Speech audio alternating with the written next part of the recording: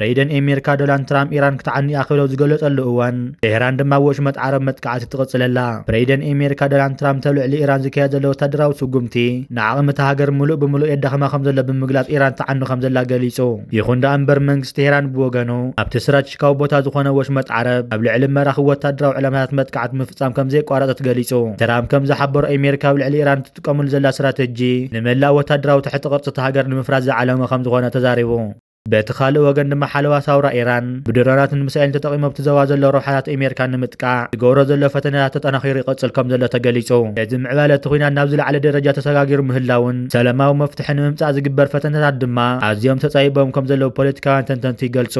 እዚ ከምዚ ኢሉ እንከሎ ኢራን ልዕሊ 650 ወታደራት ኣሜሪካ ቀቲለ ክትብል ኣፍሊጣ። ሰራዊት ሓለዋ ሳውራ ኢራን ኣብቲ ምስ ኣሜሪካ ተወሊዑ ዘሎ ወታደራዊ ግጭት ክስካብ ሕጂ እንተወሓደ 650 ወታደራት ኣሜሪካ ከም ዝቐተለ ገሊጹ። ብመሰረት ጸብጻብ ARY ኒውስ እቲ ወታደራዊ እዚ ኢራን ነዚ ኣሃዝ ዝገለጸሉ ምኽንያት እቲ ኣብ ሰሙን እዚ ኣብ ዝተፈላለዩ ቦታታት ዝካየድ ዘሎ መጥቃዕትታት ውፅኢታዊ ምዃኑ ንምርጋጽ ዝዓለመ ምዃኑ ተገሊጹ። እዚ ናይ ኢራን መግለፂ ክስካብ ሕጂ ካብ ምምሕዳር ኣሜሪካ ብዛዕባ እዚ ኢራን ዝሃወቶ ኣሃዝ ወግዓዊ መልሲ ይሃወሉን። እቲ ኣብቲ ዘዋ ዘሎ ሰብኣዊ ክሳራ ግን ኣዝዩ ልዕል ምዃኑ ድማ ይግለጽ ኣሎ። እዚ ምዕባለ ማሕበረሰብ ዓለም ሳልሳይ ኩናት ዓለም ከይውላዕ ዘለዎ ስጋት ናብ ዝለዓለ ጠርዚ ሰቒልዎ ይርከብ። እዚ ከምዚ ኢሉ እንከሎ ሓደ ዜጋ ሰሜን ኮርያ ጫፍ ፀጉር ምስ ዝትንከፍ ብዘይ ቅድመ ኩነት ናብቲ ኩናት ክጽምበር እየ ክብል ኪም ጆንግ ኡን ከም ዝገለጸ ድማ ተገሊጹ ኣሎ። መራሒ ሰሜን ኮርያ ኪም ጆንግ ኡን ኣብ ማእኸላይ ምብራቕ ተወሊዑ ዘሎ ኩናት ብዝምልከት ንፖለቲካ ዓለም ዘሰንበደ ተሪር መጠንቀቕታ ሂቡ። ኪም ጆንግ ኡን ኣብ ዘውፅአ ወግዓዊ መግለጺ ኣብ ምድሪ ኢራን ዝርከቡ ዜጋታት ሰሜን ኮርያ ሓድነቶም ኣብ ሓደጋ እንተወዲቑ ሃገሩ ብዘይ ዝኾነ ቅድሚ ኩነት ናብቲ ኩናት ከም ትጽምበር ድማ ኣፍሊጡ።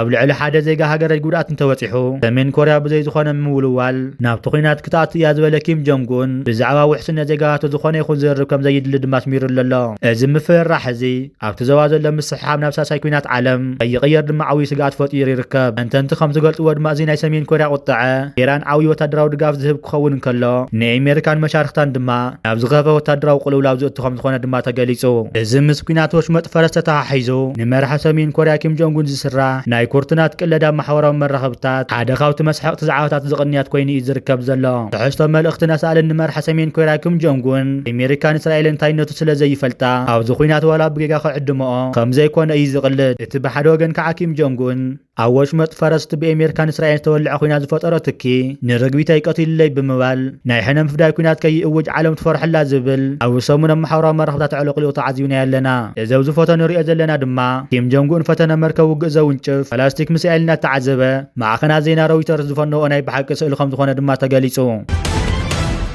እዚ ከምዚ ኢሉ እንከሎ ድማ ኢራን ኣብ መላእ ወሽመጥ ዓረብ ሚሳኤላትን ድሮናትን ትትኩሰላ። እቲ ኩናት ኣሜሪካን እስራኤልን ኢራን ድማ ተጋይዱ ቀፂሉ ይርከብ ኣሎ። እቲ ብኣሜሪካን እስራኤል ናብ ልዕሊ ኢራን ተጀመረ ወታደራዊ ስጉምቲ ሰሙን ኣብ ዝሓዘሉ እዋን ኢራን ብወገን ኣብ ወሽመጥ ዓረብ መደበራት ኣሜሪካ ስትራቴጂካዊ ቦታታት ዕላማ ዝገበረ ጽዑቕ መጥቃዕቲ ሚሳኤላትን ድሮናትን ትፍጽመላ። ብመሰረት ጸብጻባት መጥቃዕቲ ካብቲ ውዕድ ዓረብ ኣብ ሕቡራት እምሬት ዓረብ ኩዌትን ቀጠርን ዝርከቡ መደበራት ዝዓለመ ከም ዝኾነ ድማ ተገሊጹ። ከምቲ ወታደራዊ ምንጭታት ዝሕብርዎ ኢራን ንልዕላውነተይ ዝተንከፈ ቆጽዐ እየ ብምባል ኣብ ኩዌት ዝርከብ መደበር ኣሜሪካ ዝፈጸመቶ መጥቃዕቲ 6 ወታደራት ኣሜሪካ ተቐቲሎም ኣለዉ። ብተወሳኺ ድማ ኣብ ዱባይን ሪያድን ዝርከቡ ናይ ኣሜሪካ ኤምባሲታት ብድሮን ተሃሪሞም ምንባሮም ድማ ይርስዓን። በቲ ካልእ ወገን ድማ ኣሜሪካ ብነፈርቲ ቢቱ ተጠቒማ ኣብ ልዕሊ ኢራን ደብዳብ ትቐጽል ዘላ ኮይና እዚ ምዕባለ እዚ ሃገራት ወሽመጥ ዓረብ እቲ ዝወርደን ዘሎ መጥቃዕቲ ንምክልኻል ዝጥቀማሉ ዘለዋ ኢንተርስ ቢተርስ እናተወድአ ብምምጽኡ ኣብ ዓብዪ ስጋት ከም ዝርከባ ጸብጻባት ሮይተርስ ይሕብሩ።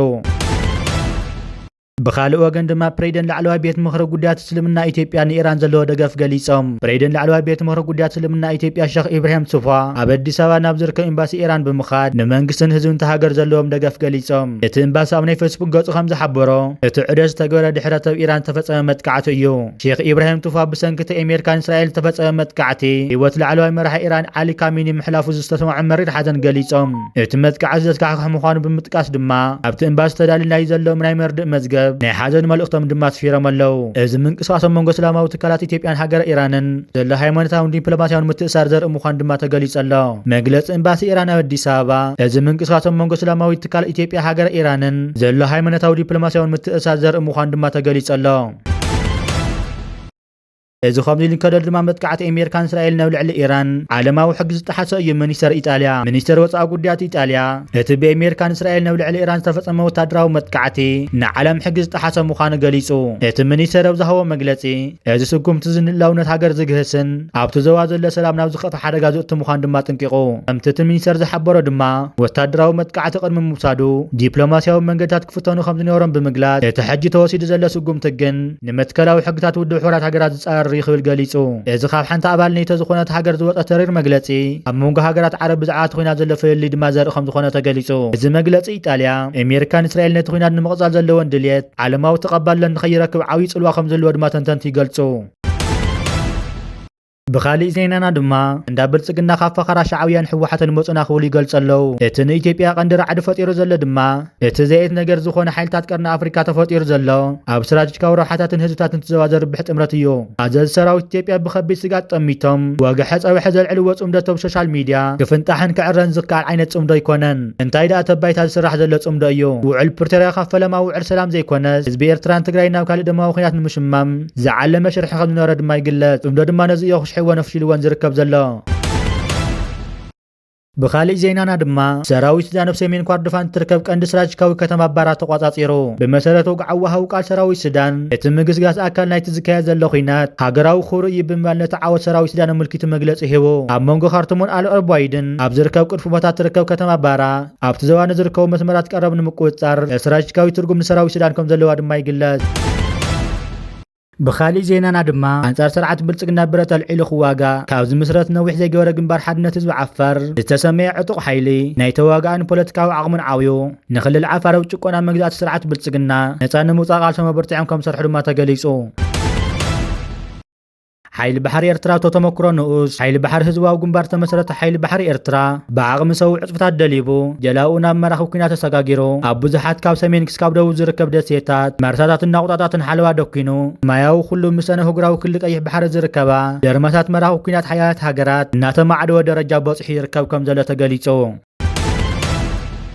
بخالي زينانا دما او سودان عقوة حيتم زنور التقارو عقب سلام حورات هاقرات نبر زيقبر لهم حاجات بمقراطو كبيت ساقم كم زركو قليسهم او توان كوينات تقراي ايتيبيا نملسن بمالو تهاقر عقوة حيتم زنورو سابات او زوانو قدات قرار معسكر عمقرقر زركو اوالات عقب سلام نبر وناتاتم قولا حتى هاقبر لهم طلب سلفك تاقاو مكايدهم يتم تولد تقراي زخون اوالات سراويت مكل خال ايتيبيا او توانو سودان قزات بيان قداريفن او تولوخو عقاو سلام توافيرهم زنور ايوم بسن كتب تقراي زكاية زنور هيوتم بمسقا ناو ايتيبيا خملت فقادنيات كويكون مصنحهم دما يفلت منግስት ፌደራል ምስ ሓይልታት ትግራይ ኩናት ተጸሚዶም ዝነበረሉ እዋን ኣብ አዲስ አበባ ሓውሰብ ተፈላሊ ካዋታት ሃገር ነውር ተጋሉ ጅምላው ዓሌት መሰረት ዝገበረ ማእሰርትን ይኾኑ ከም ዝነበሩ ትካላት ሰብኣዊ መሰላት ይገልጹ ነይሮም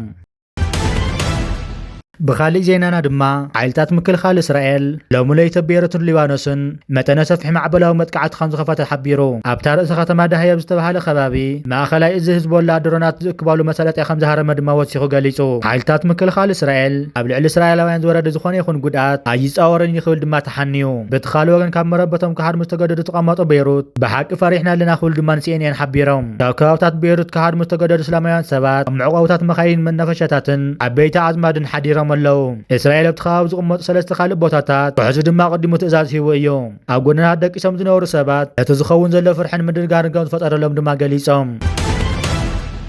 بخالق زينانا دما منيستر مكلخال أمريكا بيست هاجس أما خلا إز أمريكا خوينا بزهوا مورهي تلو هاجرو إيران توسخ من قدي قس كم زل حبيرو إيران نتمت قعت بخمس زخرة زل من قدي كنت قصلو خمسين خليات تسفات قبر زلا تدما دخون كم رأيي يبل نجازت إنها توزهوا مجلسي أمريكا حترة تتقوستي بلانكم أون نتوفر خس قعت دلت كنت قصلو خمس خل دما قليسو زاجد جمير ناطرحنا زلنا بوسان من قد دما خن قصلو ياخذ قليسو عدقازت إنها نهيجس ترام دحرمت من فساو مرحيات علي كاميني نيران من كم زمر حصلوا تلو دم حيتو ات بريدنت زلنا قصال سرحيت اب قطن بمئتاو نيران من يم حدر ابزول ريتو زلوا مثلا نخل مليسو اب علاماتنا زخونه چليدات يلن انتاي وصيت كنچبت كم ندلي بلك نفلطينا خبل قليصو بيجي هاجس از حتى زقربلو دراما قدمون معخنا زيناو زهاو مغلصي دحر موتيات علي كامينين مني مرحيا موسان قطاو قد خمس لو دحر محبارو ايو بتمثال دما بريدن امريكا دونالد ترامب وايت هاوس زكايد مدب بزعا ايران اوانا وحبريتا هيبو سراويت امريكا أمريكا إسرائيل بمخان علامات إيران بفتصم عنا الله دحر مبال كابت استمدوا اللي جزء أزياء قدموا خمسة لون حبيرو ترامت سرعة نص هزو إيران كم زود أب مجلات مسمنجس إيران زسك كعرو عن شوعة عمتات كم زحلفة دم جليسو هزونا عويس راح يعمل لخبل زجلات أخوينو واسي خبز جت تواجنا دادن من كاي مدو كم زلوا دم تزاريبو إذا خمزيلون كل دم هاجر درات مسائلات إيران أو نوسو كف ساعات تهرم كم زلا دم جليسو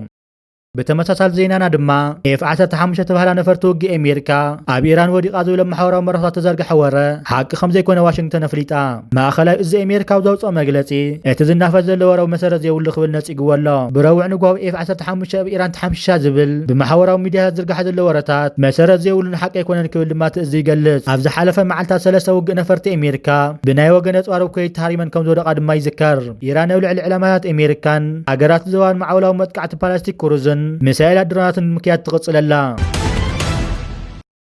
بخالي زينانا دما ورح 11 إيرترا قاو روسيا سو 35 زعينة 10 نفر توق ختعدق كم تسمع معتبت وان تقليت نيرو بعلا شد شور 11 نتا حواليتات زرق دما من دلاي ورساي كالز تبهلنا اكس حسابيو بدحري دما دحر 10 معلتات نتا حواليتات دقي مزق على دما جيوبوليتيكس مارتي بلانين وورد تبهلنا فيسبوك قص يحبيرو نيرو انت خونا قن تستبهل حواليتات زرقاقص وقعويان منشات كم منقس إيرترا يخون كم منقس رجات وهاو نقر يلن معداقن مشات قاصرت ورت كالاتون እዚ ጉዳይ ዝምልከተው እዋን ዘውፅዎ መግለጽ የለን እንተኾነ ግን እዚ ሓበሬታ ኣብዚ ሕጂ እዋን ብሰፊሕና ተዘርጊሑ ዝርከብ ዘሎ ኮይኑ ኤርትራ ነዘን ነፈርቲ ወኒና ማለት ኤርትራ ካብተን 35 ዝዓይነተን ሞዴል ነፈርቲ ውግእ ዝውንና 12 ሃገራት ኮይና ድማ ክትፅብፀብ እያ ዝተፈላለዩ ፀፅዋት ከም ዝሕብርዎ ክስካብ ሕጂ ኤርትራ ትውንነን ነፈርቲ ኮይናት 27 ከምኡ እውን ሚግ 29 ምዃነን እዩ ዝግለጽ እዘን ሕጂ ኤርትራ ከም ዝኣትዋ ዝግለጻ ዘለዋ ነፈርቲ ውግእ ድማ 35 ዝዓይነተን ኮይነን ነቲ ዝፀንሐ ኣቕሚ ኣየር ኤርትራ ዘብርኻ ድማ ክኾና እየን እዚ ከዓ ብፍላይ ምስ ዓቕምታት ናይ ተንቀርና ኣፍሪቃ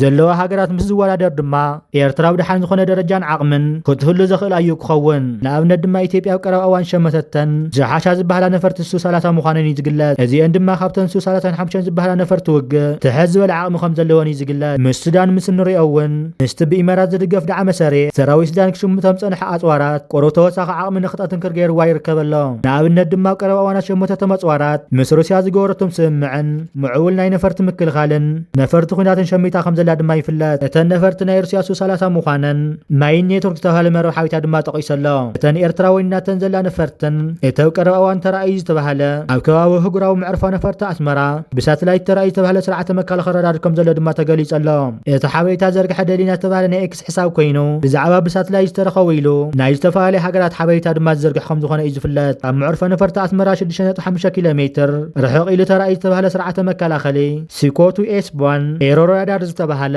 ስርዓተ ራዳር ከም ዝኾነ ድማ ገሊጸሎ ብመሰረት መወከስታት እዚ ስርዓተ ራዳር ተንቀሳቐሲ ስርዓተ ራዳር ኮይኑ ንምንቅስቓስ ነፈርትን ሚሳኤላትን ካብ ርሑቕ ቀላልዩ ሓበሬታ ብምእካብ ናብ ስርዓተ ሚሳኤል ዝመሓልፍ ከም ዝኾነ ድማ ገሊጹ ኣብዚ ሕጂ እዋን መንጎ ኤርትራን ኢትዮጵያን ኩናት ክህልዮ ዝበሃሉ ዘሎ እዋን ወታደራዊ ዓቕምታት ክልቲአን ሃገራት ብምዝማድ ክልዓል ባህርያዊ ስለ ዝኾነ እዩ ዞም ሓበሬታታት ዝወፁ ዘለው ኣብዚ ዘለናሉ እዋን ኩናት ብድሮናትን ሚሳኤላትን ኣብ ርሑቕ ዝካየድ ኮይኖም ዘለውሉ እዋን ስርዓተ ራዳርን ድሮናትን ሚሳኤላትን ሓንቲ ሃገር ቀዳምነት ዝወሃብ ወታደራዊ ዓቕሚ እዩ እዚ ኮይኖም ዘለውሉ እዋን ድማ ኣብ ሰሙን ኣብይ ዝተፈላለዩ ድሮናት ክሽምት ድማ ተዓዚብና ኣለና ብ27 ለካቲት 2026 መንገዲ ኣየር ኢትዮጵያ ቦይንግ 767 ዝዓይነታ ናይ ፅዕነት ነፋሪት ስርሒት ትርኩ ዝኾና ሰብኣሎ ነፈርቲ ባይሬክታር ድሮር ፅዒና ኣብ ምዕርፎ ነፈርቲ ቴክናን ራክኩርሉ ተበጊሳ ብክሊ ኣየር ሱዳንን ግብፅን ኣቢላ